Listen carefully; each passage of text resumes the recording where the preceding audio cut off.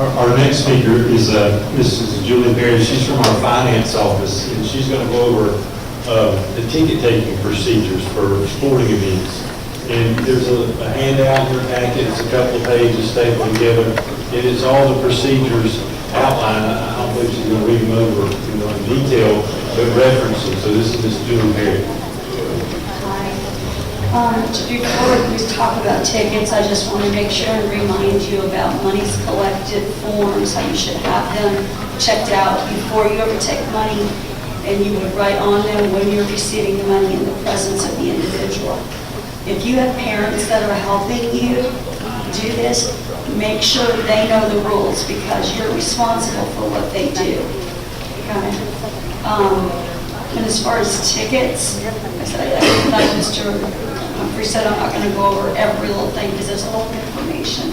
Just wanted to point out a couple of things like how you can't just go buy your own tickets. You have to order the tickets through the bookkeeper, and the bookkeeper's going to check those out to you. If you have something that's two different prices, like adult or student, you're going to be getting two different color tickets so that you can keep track, because that's how we track the money. And you're getting, I don't know if you're responsible for getting your own ticket takers and ticket sellers, but if you are, you've got to make sure they know the rules. But you always have to have somebody that's a ticket seller, they take the money, they give the tickets. And then someone else is the ticket taker, they tear it in half, they give half to the pager. Those two individuals, when ticket sales are over, they get together and they balance it out. They fill out the ticket seller's report together. Used to be, we only said the ticket seller had to do that. That puts a lot of responsibility on that person, and they have, you need to have two people whenever you're dealing with money. It's for those people's protection. And that's what any of the rules that we have are for your protection. Let's see. And then remember that, I know you know that football, you don't ever take money home with you. You're always going to be turning it in. If it's after games, you should have some kind of arrangement to either give it to your administrator, or which would be football games, definitely giving it to administrator. Other games would be either giving it to administrator or putting it in the drop safe.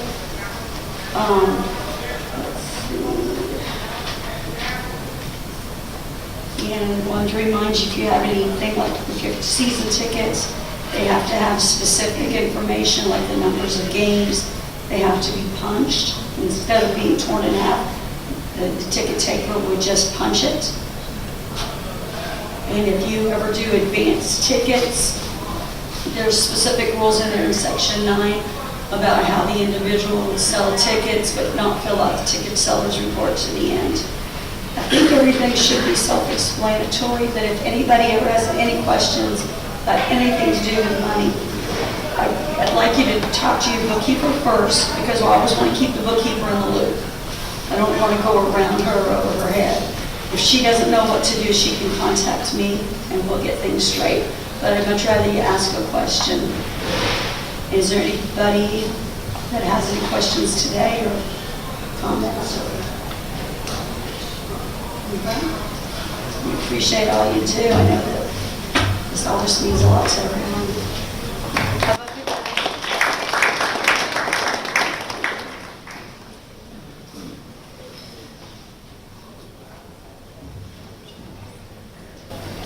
Good afternoon. My name is Andy Johnson. I work in the Office of Student Services. I know a lot of, some of you I don't know. So glad that you're all here and taking time to be part of this third annual training event. Our superintendent is planning to join us a little bit later. Mr. Kuchar was sharing with you that there was a number of us, there was a school board agenda meeting scheduled this morning, and it's lasting a little longer than I think some of us thought. And one of the persons who's on our agenda is Mr. Henry Kelly. So I'm saying that because I don't look like Henry Kelly. Coach Hatton, do you have Henry Kelly's notes for his presentation today? I have them if you want me to. I've made a few notes up here. Coach Hatton's ready to step in and help me out. But So Henry's our Director of Public Relations. You deal with public. You deal with children. You deal with parents. You deal with businesses. You deal with your schools and your school communities. So it's important that we have some knowledge base of working with the public. And so some of the things that I've heard Henry talk about before are, number one, social media. We've heard Mr. Chapman earlier briefly mention and talk about social media. I know a lot of you use text, Twitter, Facebook to send messages out about practice has been canceled, or a game has been rescheduled, or we're going here instead of there, and putting schedules out. All of that's good. It's business. It's professional. And so my encouragement to you is when you use social media as a way of communicating to your audience, please, please keep it business, keep it professional, and keep it to the point. If you use email, if you use letters, if you use something that's going to go home in a written format, a practice that I use even as a principal, have someone reread it. Look at it with another set of eyes. If for no other reason, for grammar and punctuation. You always want to look your best. But also they could say, hey, this sounds a little harsh. Or are you sure you're making the point here? So if you're putting something out in writing, it's always good to have someone looking over your shoulder. I also want to relate to public relations in the eyes of your image. You teach things like integrity. You teach things like respect. You teach things like dignity. And you either teach it in a very positive and uplifting way or in a way that's not. And I share with you a little story that Paul Whitten shared with middle school principals and coaches yesterday. He wouldn't mind it because he shared it with the group. He said, I don't know why we had him presenting sportsmanship. And Paul said, very get-go, I don't know why they put a guy like me up here. I've been kicked out of 2 games when I was a coach. Talk about sportsmanship. And he went on to reflect on that those weren't his finest efforts. You know? And if he could take them back, he would. I'm the last person to talk to someone about being perfect. Okay? It's not about being perfect. But it is a matter of understanding that when we use language that we shouldn't, when we act in ways that we shouldn't, our children, your athletes, are looking at you and understanding that is the way we should. You get it? They're learning what to say and how to say it and how to behave by how we teach it.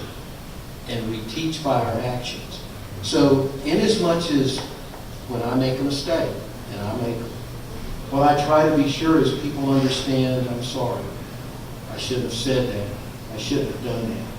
So, when those times come your way, I would encourage you to make it known to everyone that saw, and everyone that heard, hey, I didn't mean to do that. That's not really me. That's not what I teach. Does that make sense? Okay. Another point. The media, newspaper, television. Do we have anyone from the newspaper or the television here? Okay, I can get clear. When that microphone or that camera's on in front of you, I've heard Henry say before, number one, take a breath. Don't have to be in a hurry. Think about what it is that you're going to say. Because there's going to be a story. And many times the story is not what you intended it to be about your team, about a big win, about some accomplishment. But sometimes that story is about that one comment that you wish you could take back, but now that it's out there, well, it's out there, and that's the story. Matter of fact, sometimes that's the headline, right? So take a breath, take a minute, make sure you stay focused on your sport, your quote, your event. Second, say good things about the refs. Say good things about the other coach, say good things about the other team. Don't be frowning while I'm saying this. Okay? And the old adage here holds true. If you don't have anything good to say, then finish it. Don't say anything at all. That's the best policy and the best procedure to follow. The last item that I have here is fundraisers. Fundraisers, believe it or not, is really a public relations activity, a public relations event. So please be sure that when you're considering whether it's selling shirts or selling candy, that you go through the process of getting that principal to sign off and talk with you a little bit about this is what we're wanting to do and this is how we hope to do it. All right. There should be a handout, conflict of interests. Conflict of interest. Pull that handout. It's two-sided. It's got shaded areas. Now I'm going to apologize right up front because electronics won't always do what you think they will do. When I emailed this to my secretary, it reformatted it, and I just noticed that in going over what I'm fixing to go over. Conflict of interest. Everyone find it? Are you finding it? Well, middle school had it. All right. Well, we'll see that you get it. We'll see that you get it. What is conflict of interest? Brian, make a note. Something we got to get out there. Conflict of interest. A conflict of interest in simplest terms exists when you are taking money, or I am taking money from a student that I am coaching or teaching. For example, a chorus teacher shall not have voice lessons for her chorus students that she charges money for, or he charges money for. There exists a conflict of interest. Okay? Furthermore, let's take it to another level. A math teacher who has a travel baseball team shall not take money from students he or she teaches in math for them to play on their baseball, basketball, whatever the travel club is. The Ethics Commission has this basic understanding that when we take money from one student and not others, that those other students have an advantageous position that the others do not have. Simple as that. So they have established standards that we as employees of the school district must follow. Or those folks that Mr. Chapman was talking about, if it's serious enough, if the violation of conflict of interest is serious enough, our very certificates can be called into question, okay? If you are a teacher. So, just to go over some of these scenarios with you, one of them reads, does a conflict of interest exist when a school's coach requires students to purchase their uniforms or shirts from him or her, or from a company that he or she benefits from financially? The answer to that is absolutely. There's a conflict of interest that exists. Can't do that. If you have interest in a uniform company or a shoe or sock company, you need to encourage your folks to buy their stuff from someone else. Listen carefully. A swimming instructor, all right, we're not picking on, got any swim instructors here? All right, not talking about you. We're just picking out, we're going to talk about baseball and everything else here in just a minute. A swimming instructor who is not a school employee, but is hired by parents to give students swimming lessons, is hired by the school to be a swim coach. Now, first said is not a school employee.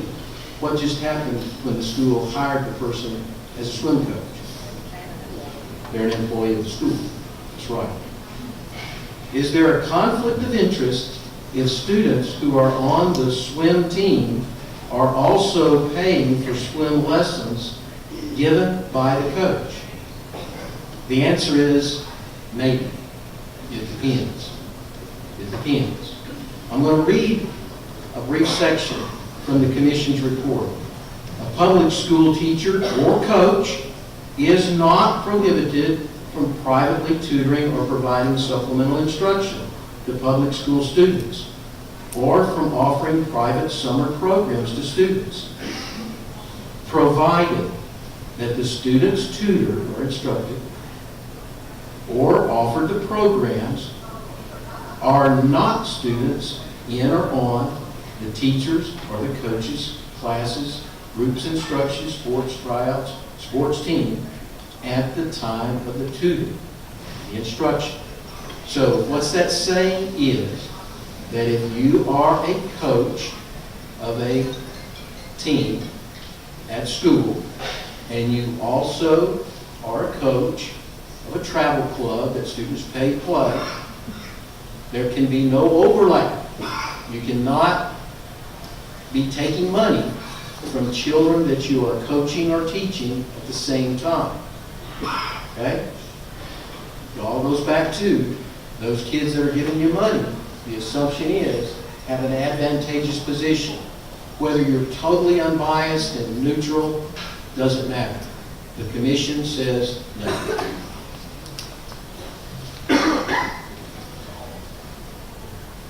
All right, two more. A school's volleyball coach is not an employee at the school except for the volleyball position that he or she holds and performs after the school day. Is not an employee except for the volleyball position. All right, so really and truly, she's an employee, right? Okay. Is there a conflict of interest if she invites school volleyball players to play on his or her travel club, which students must pay to be part of if the seasons do not overlap at the same time?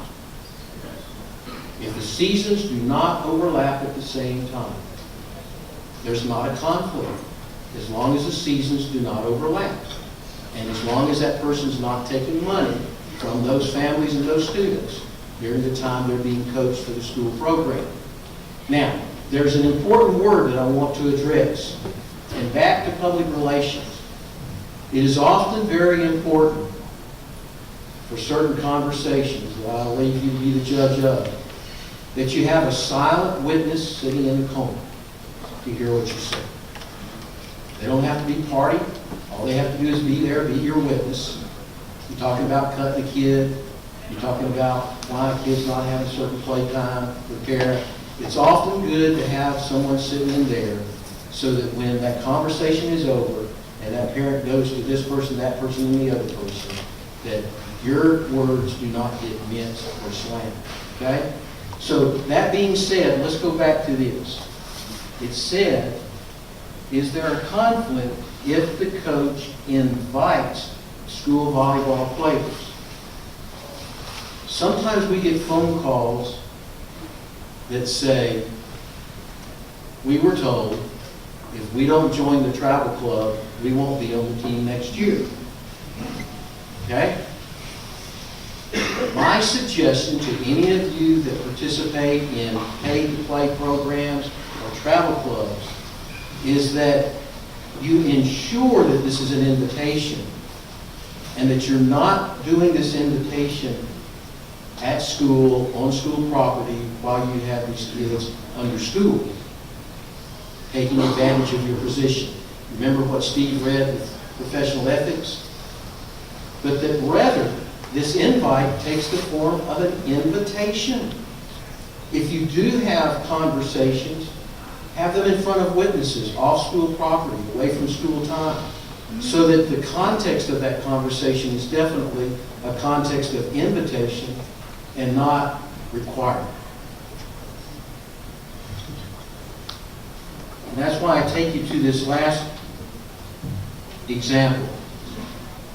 A school basketball coach tells his or her players at the end of the season that it is important, see the emphasis, for them to maintain and continue to improve their skills. The coach went on to say that he or she expected all of the players to sign up and play on his or her travel club team. The fee is only $100 a month. It doesn't matter if it's $5 or $1,000. Can the coach make this comment to those students? Say it out loud. No. You can't tell those kids that it's an expectation that they join your club. Just absolutely forbidden. So those are some items that are important. It's important for you to have this document, and we'll see that it's emailed to all of you. Mr. Humphrey?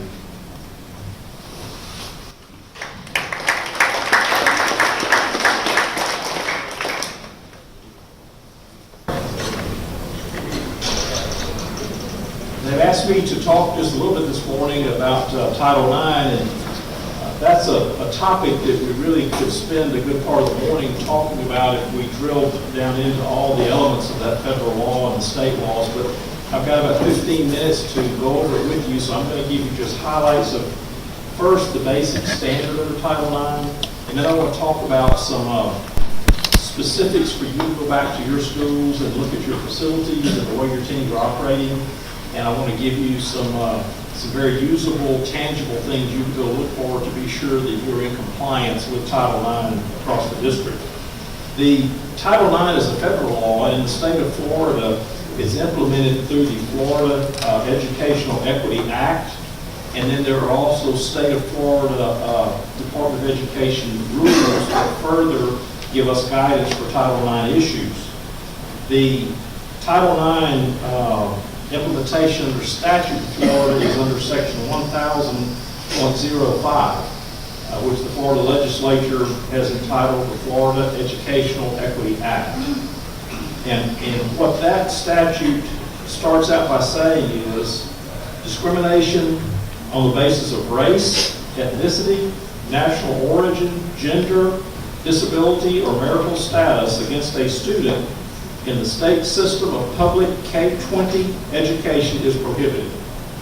No person in this state shall, on the basis of race, ethnicity, national origin, gender, disability, or marital status, be excluded from participation in or denied the benefits of or be subjected to discrimination under any public K-20 education program or activity. And that's what brings us to the athletic programs in a public school system. Now, the statute goes on to say that a public educational institution in this state which operates, sponsors, or provides interscholastic, intercollegiate, club, or intramural athletics shall provide equal athletic opportunity to members of both genders. And that's what we're talking about this morning. Part of the state law requires every public school district in Florida to do an annual equity report back to the Commissioner of Education. And you may be familiar with those. They come out through Mr. Chapman's office annually. You have to fill it out. The district then has to compile the data from each school, and we submit a district-wide equity report under Title IX annually. When those reports are being evaluated by the Commissioner of Education, they are looking at certain standards. First, I want to tell you the definition that the State Board of Education rules provide for gender equality in athletics. That rule says that gender equality in athletics is the fair distribution of overall athletic opportunity and resources. Two different prongs there. That is substantially proportionate to the enrollment of males and females so that no student athlete, coach, or athletic administrator is discriminated against in an athletic program on the basis of their gender. So the definition is looking both at athletic opportunity and athletic resources. The rule goes on to say accommodations of interests and abilities means the level of participation for male and female students that shall be provided in numbers, again, substantially proportionate to the enrollment in your institution. And so when we're doing this annual equity report, we're always looking at numbers. We're looking at numbers of male athletes, numbers of female athletes, numbers of programs you're offering. That's part of what we're dealing with. In regard to the actual report, it's important to understand that there are severe penalties in the state of Florida under law if a district is out of compliance with the equity report in Title IX. They give you an opportunity to have a corrective plan in place, so there's several ways you can be in compliance. But it's just important for your purposes to know this is not just a matter that they kind of look over reports and put them away. They have the ability to actually pull funding from school districts in this state if you're not in compliance with the Title IX requirements, or if you don't comply with a corrective action plan. And so this is a very serious matter that we need your help in being sure that we comply at all levels. Now, what I wanted to tell you about today are the standards the commissioner is looking at as they look at these annual reports, and this is what they evaluate us on. They are looking at standards of equipment and supplies, and they're looking to see if equipment and supplies are provided equitably to female and male teams. They're looking at scheduling of games and practice times. Do you have a balanced and fair schedule to both male and female teams on your campus? They're looking at travel and per diem allowances. Are those provided in an equitable manner between your athletes? They're looking at opportunities to receive coaching. That's very important, the opportunity to receive coaching. Are those opportunities provided equitably to your male and female athletes? Locker rooms, practice facilities, and competitive facilities. Do you have them and do you maintain them equitably for both male and female programs? They look at medical and training facilities and services to be sure that you're making an equitable offering of those to both teams. They look at publicity and promotion of male and female teams. Are you giving both male and female teams the same opportunities for advertising, for promoting their games, for promoting their schedules, for promoting the actual team itself? And so when we look at all those standards, then that's what we have to rate ourselves as a district by. So at your school, you're looking at each one of those annually to see how you're measuring up. Now, what I wanted to leave you with today, though, are some helpful, specific items that you need to be sure that you keep monitoring at your school to be sure that you are helping the district maintain this compliance. Back in the early 2000s, we actually had a federal Title IX lawsuit brought against the school district, and it took us quite a while to work through it and to negotiate resolution, and we did. And we entered into a very lengthy settlement agreement that a federal court approved that was implemented here in our county over about a 3-year period, because it included both district-wide items that we agreed we would correct, and then it had a long list of school-specific items that had to be fixed. And that all was done. A lot of money was spent because we actually had to build some facilities at certain places. And so what I wanted to do is review with you certain items out of that settlement agreement, because that settlement agreement is still a valid document in this county today. And it's been a number of years since, anyone's been out to actually go through every facility, but each year I talk about this, and I'm hoping that you're kind of doing a self-analysis on your campus to be sure you're still following the commitments that were made those years ago. So what I wanted to tell you first are some of the specific areas that the school board agreed that district-wide that all programs would comply with. One of the big areas was in the areas of uniforms. We agreed in that lawsuit that uniforms for both male and female teams would be comparable in both quality and quantity. That's a very important two-pronged test for your uniforms. When we were going through that litigation, we went out and actually looked at schools, went to the high schools, and I don't know if any of you remember it back then, but we set up the gymnasiums and set up tables and made every single team in the school submit and bring in a sample of every uniform piece they had. We had clothing laid all over the place. And what they were looking for was to see, okay, here's a jersey for football. How thick is the fabric? How are the letters? Are they ironed on? Are they stitched on? Is the name on the jersey? Is it not on the jersey? Then they would pick up a comparable jersey for a female team, and they would see how thick is this fabric? How are the letters put on here? And so that's what we got down to. And so what the agreement said was that uniforms for a team of one gender shall not be replaced on a more frequent basis than uniforms for a team of the other gender in the same sport. So you've got to be aware constantly of how you are cycling out uniforms and getting new uniforms. And it's not saying you can't do it, it's just saying you've got to keep the cycle the same for the boys' team and the girls' team in that same sport. So please be sure that you're paying close attention to that as you go back to your schools. Also, something like athletic socks. We got into that issue. If socks and shoes are going to be subsidized for athletes, then you've got to be sure that athletic shoes or socks are provided for a substantially equivalent number of athletes of a team of another gender.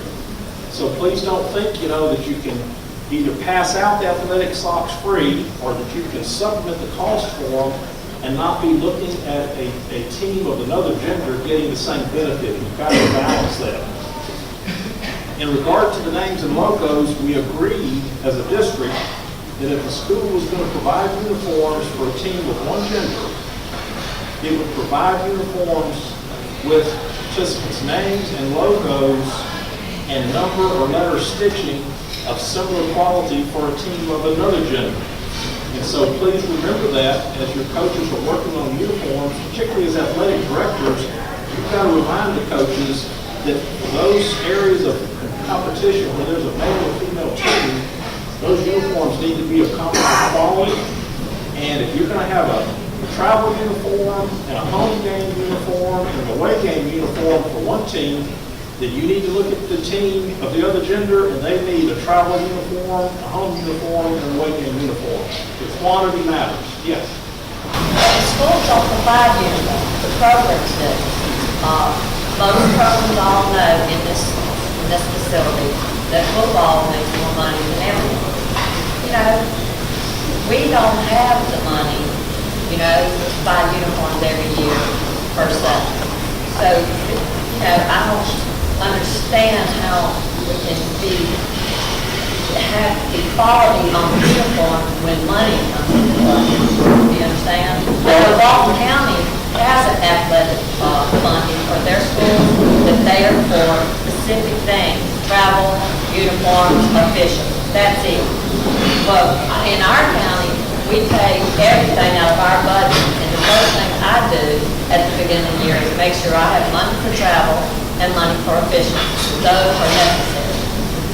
Uniforms, if I make enough money, I buy uniforms. Well, the issue is, I'm giving you... I understand the issue, but the issue for us is money.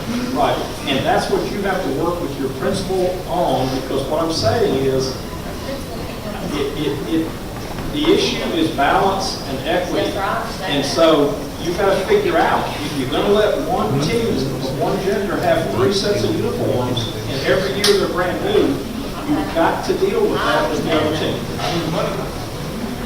And we've always understood it's the money issue, but what we have to still say is, though, as a district, it's got to be balanced. So you have to be careful that one really rich team, that coach doesn't choose to have 6 uniforms, then the principal and the AD got to deal with it, because you can't leave the other team of the same gender with 1 uniform. You've got a problem. And so that's why you have to work with your ADs and your principals to get this balance, because you cannot stay out of compliance in those areas. And I'm not suggesting that you have to go make parents pay a whole bunch of money because you're trying to buy 6 sets of uniforms. That's not the issue. It's the issue the schools got to figure out how to balance. What are you letting those teams do? That's what you've got to look at. Yeah. I want to interject. Bring that to your principal's attention. And so that's a school-by-school issue. That's a school-by-school problem. So bring it to, it should be your AD, should be your principal. if y'all need some help figuring that out, as far as, hey, here's our problem, what do we do?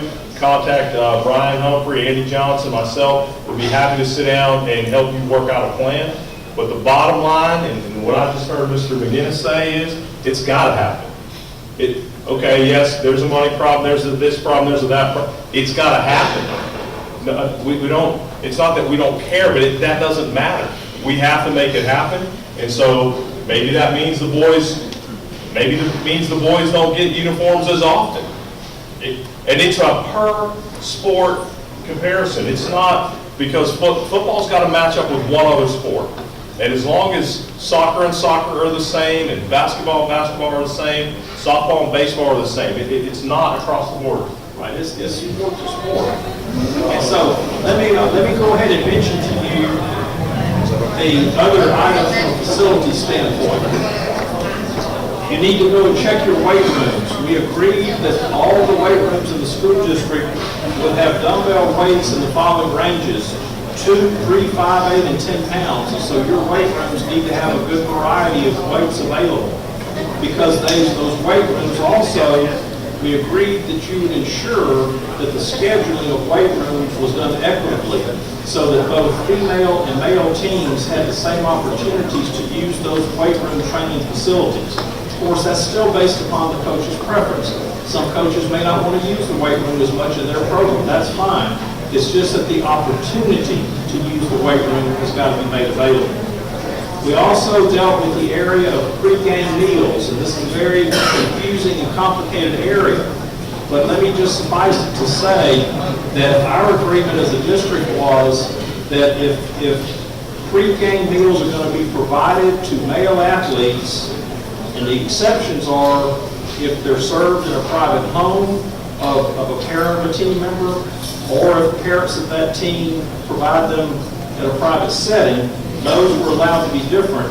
But if you're going to serve pregame meals on the campus of the school and you're providing or you're getting donations for them, then you have to be sure that an equivalent quality and frequency of such meals are provided to a similar number of female athletes. So please be sure, athletic directors and head coaches, that you're keeping that in mind. You've got to balance the feeding program for the teams. In regard to facilities and fields, we agreed that we would be sure that baseball fields and softball fields were maintained on an equivalent basis. So you need to be looking at these at your school and be sure you can say that. We agreed that softball teams would be allowed to display advertising on their outfield fences. At one point in time, the baseball teams had all these big banners and ads, and the softball teams didn't have any. We agreed we'd make the opportunity available. We're not saying somebody else has to go do it, but they have to be given a chance to sell the ads and put them on their fields as well. We also agreed that for softball, and you need to be sure you're doing this, that we would provide adequate spectator seating during the competitive season. It can be done with portable bleachers, which can be moved to another location for another event when that season's over, but your softball fields are supposed to have adequate spectator seating during their competitive season. We also agreed that if you're going to provide sports drinks for one team of one gender, you will be equal in providing sports drinks for teams of the other gender. And then finally, just a couple of other items you can look at. We looked at softball, baseball fields, and if your baseball field has got outfield painted distance markers, you need to look at your softball field and be sure you've got outfield painted distance markers. You need to look and see if you've got a flagpole, you're flying a flag for the baseball team on their field, you need to have a flagpole flying a flag on the softball field. If you've got an announcer stand on one field, you need to be sure there's some accommodation for an announcer stand on the other field. Just things, if you think about them, that let you look at these facilities and believe that they are equivalent in the way in which you're offering these items to our students. One thing we looked at was some baseball dugouts that had nice new benches put in with backs on. Well, we said, okay, if you've got that in your baseball dugout, we'll ensure you've got benches with backs on them in the softball dugout. So that's the kind of stuff and the kind of detail that we got down to. We also looked at drinking fountains. Some baseball fields had drinking fountains installed right there. We had to go and put drinking fountains on softball fields, and we need to be looking today to be sure those kind of equal facilities are still there. These are just things that I wanted to be practical and real for you to know. When you're looking at Title IX, it's not just about counting the number of athletes, but it's also looking at the resources and the facilities and the opportunities. And that's what we want you to continue working with us as a district to help us deliver. Mr. Johnson and Mr. Humphreys and Mr. Chapman are all available all the time to work with you in these issues. If you're having a problem balancing or deciding what you need, the district has got the resources to help you, and we hope you'll call on them. I'm available to help you look at things if you need that. So I hope this will have given you just a brief picture of Title IX and the way as a district and as a school we have to be concerned about it. And at the end of the day, if you think about it, it's just the right thing to do. It's the right thing to do to be fair to all of our student athletes. Thank you very much.